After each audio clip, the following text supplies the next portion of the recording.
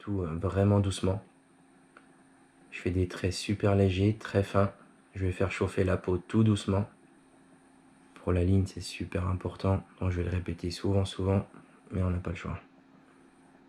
D'insister 2 ou 3 fois, 4 fois si besoin. Donc c'est là qu'on traumatise la peau et c'est là qu'on peut créer des manques en interne. Vaut mieux piquer une fois comme je fais souvent. Là c'est pareil, toutes les petites nervures que je suis en train de faire, c'est pas avec du noir, c'est avec un dark sumi, quoi. Certes, il faut y aller doucement, avec parcimonie, mais c'est réalisable avec une 7. C'est pour ça que j'aime bien utiliser les 7 dans les genres de tatou comme ça. C'est possible aussi, c'est pas parce que vous faites tout d'un coup que ça va traumatiser la peau, vous allez faire des cratères ou des trous, ou ça va mal cicatriser. Ma main sur le côté pour être dans le bon sens de frappe. Étant donné que c'est une grande courbe, je préfère me mettre sur le côté. Pas oublier que les modèles graphiques comme ça, il faut jongler sur les épaisseurs de contour pour donner des volumes et comprendre les formes, quoi. Donc là, j'épaissis ma ligne en dédoublant la ligne en faisant plusieurs passes. Donc forcément, pour les contours, comme vous pouvez le voir, dès que je touche l'aiguille sur la peau, on a... Moi, ce qui est bien avec ces vidéos, c'est que vous pouvez voir tous les types d'aiguilles, le pourquoi du comment, et vous pouvez les voir en action surtout, et voir comment elles se comportent sur...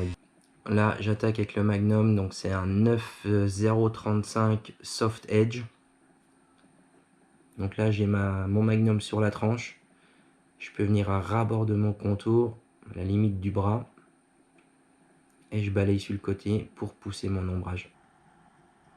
Et on répète les opérations. Là, pareil, on se rend compte que l'angle que j'utilise, c'est un light. Et vous voyez bien qu'en faisant ça, la peau n'est pas traumatisée, elle saigne pas plus. Au contraire, même, je trouve qu'elle saigne moins.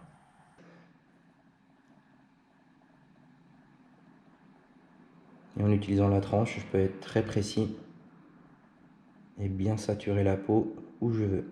Et ça permet de ne pas traumatiser la peau, donc on a une meilleure cicatrisation, on a moins de pelade, moins de rejet, moins de croûte, etc. Ça crée des gonflements ou ça crée des manques dans la cicatrisation où ça va saigner beaucoup plus, quoi.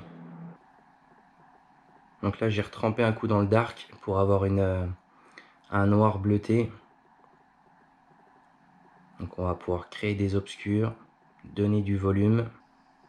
Et je me permets de venir faire des textures directement dans les aplats de couleurs. Après là c'est pareil, je suis avec une ronde shader, je suis pas avec une aiguille à contour. Donc mes aiguilles sont épaisses, elles sont un peu espacées. Donc je peux pas non plus me permettre de rester trop longtemps au même endroit, quoi. Là pareil, je reviens dans ma première zone, elle a eu le temps de dérougir un peu et de perler. Donc là j'ai repiqué directement dans le blanc et je vais venir au plus près des montagnes. Donc là, comme vous pouvez le voir, j'utilise mon Magnum sur le côté, sur la tranche. Donc je peux avoir des traits très fins, quoi. Donc là, regardez bien la sortie de mon aiguille. Donc là, on se rend compte qu'elle sort au moins de 2 mm, 2 mm 5. Certes, je ne plante pas tout. Donc ça donne des notes très claires.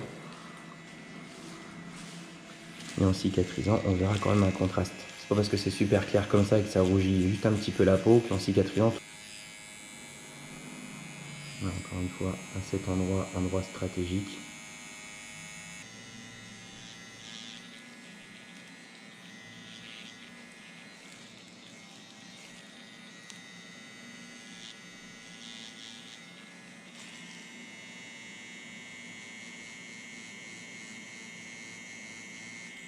Ça va se mélanger dans votre tube et vous aurez une encre plus fluide, donc plus simple à tatouer, mais avec un peu moins de pigment.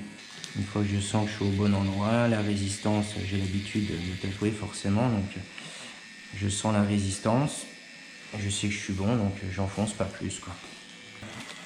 Du coup, je vais être obligé de tirer ma ligne jusqu'au bout.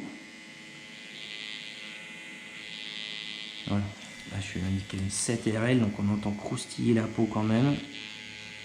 Ça veut dire qu'on est quand même pas mal en profondeur.